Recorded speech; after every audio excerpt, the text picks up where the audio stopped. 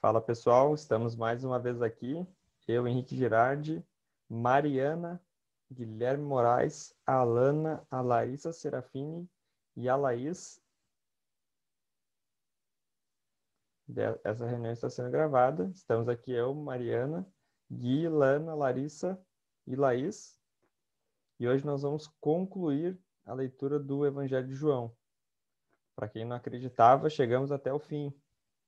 Né, pessoal? Não sei se alguém quer falar alguma coisa nesse começo marcante do encerramento. Então, chegamos lá no capítulo 21. Nós sabemos já bastante coisas, né, sobre o Evangelho de João, bastante coisas que a gente, numa leitura rápida, a gente não pegaria, mas numa leitura espaçada, linha a linha, a gente conseguiu aprender bastante coisa. A gente sabe pelo final aqui do capítulo 20 que o propósito de João, ao escrever esse Evangelho, era que os registros que foram feitos, né, fizessem com que a gente cresce que Jesus é o Cristo, o Filho de Deus. E para que, crendo nisso, a gente tenha a vida eterna. Então, tudo que foi escrito nesse evangelho, todos os registros, eles têm o intuito de fazer com que a gente creia em Jesus, nos convença, por meio do Espírito Santo e da palavra que está diante de nós, que Jesus é o Filho de Deus, aquele que veio tirar o pecado do mundo, né? Veio nos salvar. Então, vamos lá. O capítulo 21 começa, o Mateus leu ontem, falando que eles estavam, os discípulos, mais uma vez, junto ao mar de Tiberíades. Nós sabemos, pela introdução do livro, e também no capítulo 6, que esse mar de Tiberíades, ele também é conhecido como Mar da Galileia. Esse nome Tiberíades é o novo nome, vamos dizer assim, do antigo Mar da Galileia. Então, também é uma evidência de que o Evangelho de João ele foi escrito ali um pouco depois do ano 60, 66, ali a partir do ano 70, tá? O ano 70 também foi o ano da destruição do Templo de Jerusalém, né? Então a gente tem essa datação aqui. Mais uma vez, né, a galera ali, os pescadores, que são aqueles que Jesus chama, de acordo com Lucas capítulo 5, dá bem o detalhe assim, de como foi essa primeira abordagem de Jesus com os discípulos. Os discípulos estavam cansados, que eles não tinham pego nenhum peixe, e Jesus pede para eles lançar a rede novamente, daí eles enchem as redes e Pedro, né, se assusta porque Jesus está ali diante dele, ele fala para Jesus se afastar dele porque ele era um homem pecador. Esse é o relato de Lucas capítulo 5. Então aqui nesse final de livro, João está remontando, parece assim, a algumas cenas, né? Multiplicação de peixe, de pão e peixe, né? Multiplicação, a questão da pesca milagrosa. Também a gente vai ver que no final do capítulo 21, amanhã com Madeira, ele está falando daquele momento que Pedro nega Jesus e agora Jesus pergunta para ele 3 vezes se ele amava ele. Então, Pedro nega Jesus 3 vezes e agora ele confirma que ama Jesus 3 vezes. Então, é um capítulo bem assim emblemático, né? É um capítulo bem para nos deixar assim perplexos com a capacidade de João em ser artístico, né? Em ser diferente dos outros evangelhos que a gente chama de evangelhos sinóticos, né? Com a mesma ótica. O João ele consegue ser brilhante, né? Então é a finalização mesmo do livro, é o grande finale aqui de João. Ele começa de uma maneira diferente, né? No princípio era o verbo, depois ele começa na narração ali quando Jesus limpa o templo, o primeiro milagre na festa de casamento, ele começa a seguir uma sequência normal, vamos dizer assim, quando a gente compara com os outros evangelhos, né? Contar histórias, os registros de Jesus. Mas o capítulo 1 e o capítulo 21, ele é quase uma introdução e conclusão, né? Ele é a resposta, parece que agora ele vai fechar. Os capítulos que ficam do 2 ao 20 é onde conta os registros e agora João vai fechar a história do evangelho dele aqui. Então me chama muita atenção esse começo aqui que o Mateus leu ontem, tipo assim, né? Jesus já tinha aparecido ressurreto né? Para eles ali, eles já sabiam que Jesus tinha ressuscitado, mas parece que é nessas 2 primeiras vezes, porque ele vai falar, né? Já era a 3ª vez que ele tinha se manifestado. As 2 primeiras vezes parece que não tinha ficado claro qual que era a missão deles, né? Dos discípulos, mas agora vai ficar, né? Porque a gente tem o relato aqui desse capítulo e os capítulos de Atos, né? Que vai ficar claro. Então, Pedro, sem ter o que fazer, vai fazer o que sabe fazer, pescar, né? Tipo assim, não sei o que fazer, meu mestre foi, mesmo que tenha ressuscitado, eu tô sem direção, vou pescar. E todo mundo seguiu o líder, né? Segue o líder, todos foram com ele, com o Pedro. Pescaram a noite inteira e não conseguiram pegar nada. Então, tu pensa, né? Uma noite inteira de trabalho sem resultado. Ao romper de um dia, Jesus já estava na praia e Jesus lhe perguntou: vocês têm alguma coisa para comer? Não. Eles responderam. Então ele disse: joguem a rede à direita do barco e vocês acharão. Assim fizeram, já não podiam puxar a rede, tão grande era a quantidade de peixes. Isso foi o trecho do Mateus 11. Percebam que o nível de desespero deles, eles não sabiam quem estava falando com eles nesse primeiro momento aqui. Eles não reconheceram Jesus, né? Nesse 4 e 5 aqui. Mas eles obedeceram. Tipo, obedeceram uma instrução de um desconhecido. Por quê? Provavelmente, né, talvez, é que eles já estavam a noite inteira, estavam cansados. Então, qualquer coisa, eles iam tentar de novo, porque eles já tinham feito várias vezes, né? E parece que jogar a rede à direita, me parece que é o contrário do que eles estavam fazendo. Pode ser que eu esteja errado, mas só uma interpretação. Parece que às vezes a gente fica fazendo para a esquerda, para a esquerda, para a esquerda, e Jesus nos pede para jogar para a direita, né? Assim fizeram e deu certo. Aí, o que está escrevendo, que é o discípulo a quem Jesus amava, alguns estudiosos vão dizer, isso é um parênteses, tá? Alguns estudiosos vão dizer, provavelmente, João não se chamava assim, o discípulo a quem Jesus amava. Isso provavelmente, tá? Pessoas, ao copiarem os evangelhos, nomearam João como o discípulo que Jesus amava. Talvez João descrevia de outra forma, não dessa forma. Tipo, eu sou o discípulo a quem Jesus amava. Mas as pessoas que conheciam a história e vieram copiando, para quem não sabe, né, os evangelhos é o que mais tem cópia, é o negócio mais bem documentado da história, de inúmeras cópias, né? Adicionaram essa descrição para ele, o discípulo a quem Jesus amava, tá? Então, o discípulo a quem Jesus amava, João, disse a Pedro: é o Senhor. Então, João, ele percebe que é Jesus e ele fala, mas Pedro não fala. O que Pedro faz? Pedro faz, porque Pedro sempre faz, né? Simão Pedro, ouvindo que era o Senhor, se vestiu com a túnica, porque tinha tirado a roupa e lançou-se ao mar. Pedro extremamente impulsivo, né? Tipo, um fala e o outro faz, né? Os outros discípulos, assim como a gente viu também quando eles chegam no túmulo de Jesus, João chega mais rápido, mas para na porta. Pedro entra no túmulo. É a postura de Pedro. Os outros discípulos vieram no barquinho, puxando a rede com os peixes, porque estavam somente a uns 90 metros da margem. Então, para quem está acompanhando as Olimpíadas, né? 50 metros da piscina vai, 50 metros da piscina volta. Então, Pedro, meio que, lendo o que está escrito, né? Parece que ele nadou cerca de 2 piscinas olímpicas, né? Provavelmente, assim.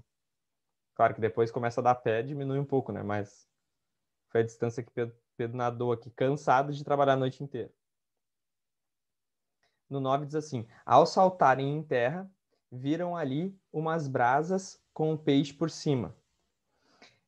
É muito, tipo assim, é que como a gente fala bastante sobre ressuscitar, sobre vida eterna, parece normal, mas tenta te colocar no lugar dos discípulos, tipo assim, ó, Jesus ressurreto, te esperando na beira da praia com peixe e pão. É muito louco pensar, né? De onde veio esse peixe? De onde veio esse pão? Como que Jesus fez essa fogueira, tá ligado? Eu tava lendo aqui, estudando, tava pensando, né? Quando Jesus foi tentado no deserto, o diabo falou, né? Transforma essas pedras em pão. Porque Jesus estava em jejum, né? Então o diabo estava tentando. O diabo estava tentando Jesus. Mas Jesus poderia ter transformado pedra em pão. É muito louco pensar nisso, né? O poder e a força do Criador ali, né? Naquele local ali. E o que ele decide fazer? Pão e peixe. Te esperar para tomar um café da manhã ali, que eles passaram a noite inteira trabalhando, então tomar um café da manhã e se aquecer numa fogueirinha com pão. Um café da manhã feito por Jesus, imagina isso.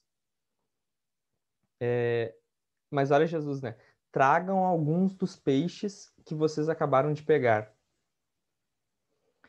O que me dá a entender é que parece que, tipo assim, ó, Jesus está interagindo com a gente e ele tem coisas para oferecer que são superiores às nossas, mas ele está pedindo para trazer o que para trazer para a mesa o que a gente tem. Me parece assim, né, que João está escrevendo uma coisa literal, mas o que ele está querendo dizer é uma coisa espiritual, né? Ele está querendo nos fazer refletir e pensar no espiritual. Passaram a noite inteira, né? Tipo, aquele momento de escuridão da nossa vida, né? Um momento antes de ter um encontro com Jesus, um momento de trevas, um momento difícil, um momento de cansaço, um momento que a gente não tem descanso. Aí Jesus está lá com a fogueira aquecida, com pão, com peixe, né? Nos aguardando, nos acolhendo. Mas ele diz assim: não joga fora o que tu tem aí. Traz, pode colocar aqui, coloca na mesa também. Tipo assim, participa, pode trazer o que tu tem aí. Tipo assim, mas Jesus, foi tu mesmo que deu os peixes para nós. A gente não pegou nada. A gente só tem esses peixes porque o Senhor mandou a gente jogar a rede e pegar. A gente não tinha. Tá, eu sei, mas traz. Tipo assim, tudo é dele, mas ele quer que tu traga para ele, sabe? É muito interessante o nosso Deus, né? No 11 diz assim: Simão Pedro entrou no barco. Então, Pedro veio até a borda, volta para o barco, arrastou a rede para a terra. A rede estava cheia com 153 grandes peixes. Esses 153 grandes peixes tem muita teoria e especulação sobre esse número, tá? Mas provavelmente o mais tranquilo assim é pensar que tem o detalhe porque João estava lá e eles contaram os peixes. Tipo assim, é mais fácil ir no básico para não errar do que ficar especulando, né? Por causa da numeração, né? 153 grandes peixes. Porque contaram um a um e esse foi o número. Mas mais seguro pensar assim, tá? E mesmo sendo tantos peixes, a rede não se rompeu. Esse detalhe é importante, porque no Evangelho de Lucas vai falar que as redes estavam se rompendo e os barcos se afundando. Quem lembra desse detalhe sabe. Aqui parece que não, parece que o milagre acontece, mas a estrutura já está pronta, entende? Parece que e Pedro vai falar, né? Terceira vez que Jesus se manifestou. Parece que na nossa vida cristã, na nossa vida de crer em Jesus, a gente tem um encontro, tem outro encontro, tem mais outro encontro, e depois tem outro encontro, e a cada encontro, Jesus se revela mais a nós o compreendemos mais, e as nossas estruturas vão ficando mais fortes para o sobrenatural de Deus, e a gente acaba não se rompendo. Aquele lance do vinho novo do odre velho, né? O novo tem que bater com o novo para que as coisas venham crescer junto, né? E não se romper. Então, me parece que é isso que o João está fazendo aqui. Querendo dizer, né? A rede não se rompeu, embora o milagre tenha acontecido e tenha sido tanto quanto o outro. Jesus disse-lhes: venham comer. Imagina isso, meu. Tipo, o pai do cara faz isso, né? A mãe do cara: vem, tá pronto. Aí Jesus vem falando para nós: vem comer, tá pronto. Tipo assim, tu tá com fome? Eu tenho para te dar de comer. Tu tá ansioso? Eu tenho para te dar de descanso. Tu tá estressado? Eu tenho como te acalmar. Tipo assim, sabe? Eu sou a solução, não tem problema. Vem nos convidando, né? Aqui, né? Nenhum dos discípulos ousava perguntar: quem é você? Porque sabiam que era o Senhor. Esse versículo 12, tipo assim, dá a entender que a aparência de Jesus realmente estava diferente, assim como com a Maria Madalena, né? Quando a gente leu no capítulo anterior. Jesus estava diferente, mas eles conseguiam perceber que era Jesus. Por mais que estava diferente, era Jesus. Eles conseguiam ter essa noção. Um corpo ressurreto, mas que dava para saber que era Jesus. Aí Jesus mandou ele se servir. Não. Jesus veio, pegou o pão e deu a eles, né? Quantas vezes a gente já leu esse versículo? Jesus pegou o pão, o partiu e disse, né? Parece que João tá embolando um monte de história aqui para nos fazer pensar, né? Ele veio, pegou o pão, deu a eles. Depois pediu para se servirem de peixe? Não. Fez a mesma coisa com o peixe. Então, o nosso Deus não é um Deus que veio para ser servido, mas ele veio para servir, né? Além de preparar um café, ele ainda te serve, né? É muito louco. Nosso rei é o mais servo.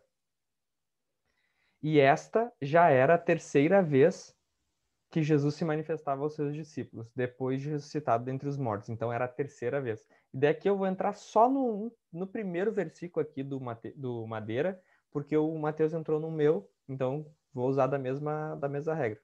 Eu vi que o Mateus está aqui, vou apelar para o Supremo Tribunal Federal. Depois, olha só, aqui vai entrar na parte da restauração de Pedro. Pedro acabou de negar 3 vezes Jesus. Agora ele vai confessar Jesus 3 vezes. Até no culto sábado, quando eu botei a imagem de Pedro e pedi para alguém falar um acerto e um erro, a menina lá que é a Mariana, não sei se não é a Mariana é a outra Mariana. A Mariana, a outra que não é que está aqui, falou assim, Pedro negou Jesus, porque foi o erro, né? E eu falei, tá aí o acerto. Daí ela ficou pensando, daí ela tinha acabado de falar, negou Jesus, né? Agora ela fala assim, ele seguiu Jesus. Então Pedro é o cara que negou Jesus e o cara que seguiu Jesus. É muito louco, né? Mas é a nossa vida, né? A gente é um processo de conversão todo dia, né? Às vezes a gente erra, às vezes a gente acerta, mas a graça está sempre disponível para nós, né? Para alcançar misericórdia, ser perdoado e seguir adiante. Né? Depois de terem comido, eu acho muito triste depois aqui. É tipo assim, acabou de ressuscitar, né? Acabou de envergonhar a morte, os poderes, a gente já leu Efésios aqui também. Foi ao Pai, agora voltou, e ainda ele tem um tempo para comer um pão contigo, comer um peixe. E depois às vezes a gente menospreza esse momento de comer, tá ligado? Não, vamos sentar e vamos comer. Tá, mas eu sou muito assim também, né? Tá, mas o que a gente vai fazer? A gente vai só comer. Primeiro a gente vai só comer. Tá, mas eu não quero perder tempo. Não é perda de tempo. A gente vai só comer. Depois de comer, Jesus perguntou a Simão. Daí Jesus fez o que de fato ele veio fazer. Mas depois de ter não no sentido que o que ele estava fazendo antes não era o que ele tinha que fazer, né? Eu estou falando que a ênfase está agora, mas o começo, o meio, ele fez sem acelerar, entendeu? Ele preparou o pão, preparou o peixe, falou com os discípulos, pediu para trazer comida. Depois, ele pergunta para Simão Pedro: Simão, filho de João, ou Bar-Jonas, né? Algumas filhos de Bar-Jonas, você me ama mais do que estes outros me amam? E Jesus é muito cirúrgico, né? Porque Pedro era o mais velho, Pedro era o líder, todo mundo sabia que Jesus tinha escolhido Pedro para liderar. O que Pedro faz? Ele fala assim: eu morro pelo Senhor, eu nunca vou te trair. Ele faz isso porque ele já tinha feito isso, né? Alguns capítulos atrás. O que ele diz? Sim, Senhor, o Senhor sabe que eu amo. E aqui, depois amanhã a Madeira vai explicar melhor, com mais tempo. Essa pergunta de Jesus, você me ama, ele está usando um verbo. Claro, o João ele troca os verbos e as palavras que têm os mesmos significados, né? Não dá para levar muito em consideração. Mas o que Jesus está perguntando é: tu me ama com amor ágape, no sentido de sacrificial, no amor de Deus? E Pedro sempre responde amor de amigo. E isso também está registrado lá na Epístola de João, que ele fala que o amor filéu, né, o amor de amigo, é fraternal, né, de amigo. E o amor, a ágape, ele usa o amor verdadeiro, o amor de Deus. Então ele usa uma palavra do lado da outra. Segunda de Pedro 1,7, se eu não me engano. Eu li antes ali. Então, tipo assim, o que os comentaristas estão dizendo, né? Pedro sabia a diferença do que Jesus estava falando aqui, né? Das diferenças de amores aqui. Mas no final é tudo amor. A pergunta é se Pedro realmente amava, né? Ele fala, sim, o senhor sabe que eu amo. Ele não aumenta muito, tipo, que eu vou morrer por ti, que eu sou o cara. Ele já se reconheceu como aquele cara que negou Jesus. Aí Jesus diz o quê? Tá bom? Beleza? Não, ele fala, tu tem uma coisa para fazer, apacentar os cordeiros, cuidar dos discípulos, cuidar da igreja, ser vamos dizer assim, o primeiro pastor de igreja. Imagina, a gente tem vários pastores espalhados pelo globo hoje, mas Pedro aqui estava recebendo o primeiro, tu vai ser o cara que vai começar a pastorear. E daí depois o Madeira vai explicar melhor, mas me chama muita atenção toda essa riqueza de detalhes que João faz questão de colocar no último capítulo dele, depois ele fala lá bem no finalzinho, né? Se tudo que o Jesus fez fosse registrado, não caberia nem em todos os lugares do mundo, uma coisa assim. Eu vou ler certinho o que ele fala. Se fossem relatadas, se todas elas fossem relatadas uma por uma, penso que nem no mundo inteiro caberiam os livros que seriam escritos. Então, o João tá, tipo assim, terminando do melhor jeito o João de ser, sabe? É isso que o meio aqui do capítulo 21 fala.